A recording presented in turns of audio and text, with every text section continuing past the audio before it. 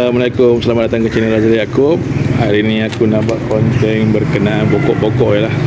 Just nak tunjuk pokok-pokok was-was bunga ni. Okey, pokok apa ni pun aku tak tahu. Just aku nak tunjuk je lah. Ni kau tahu pokok apa ni?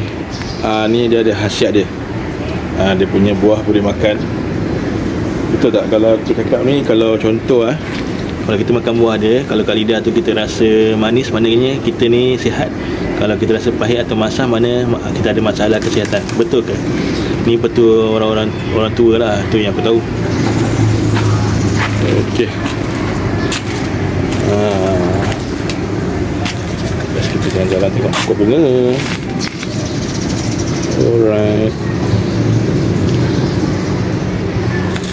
Cantik. Ini lagi satu.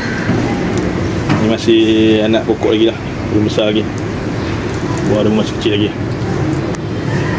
Okey.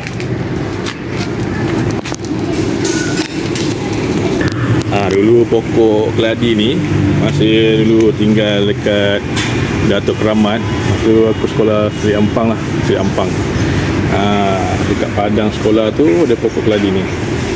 Masih budak-budak dulu, zaman bila, zaman 90-an dulu, suka cari Spiderman kan. Spiderman so kita letak dalam kotak mancis lah, kita bela Spiderman tu. Just tengok pokok-pokok dulu.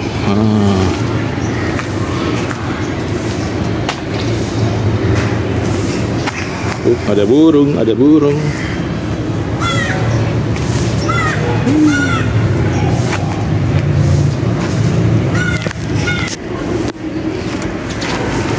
Rasa tenang ni tengok pokok bunga ni.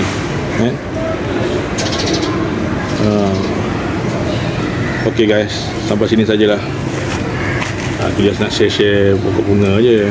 Ni memang aku kalau bukan time bulan puasa, aku akan makan buah dia kan.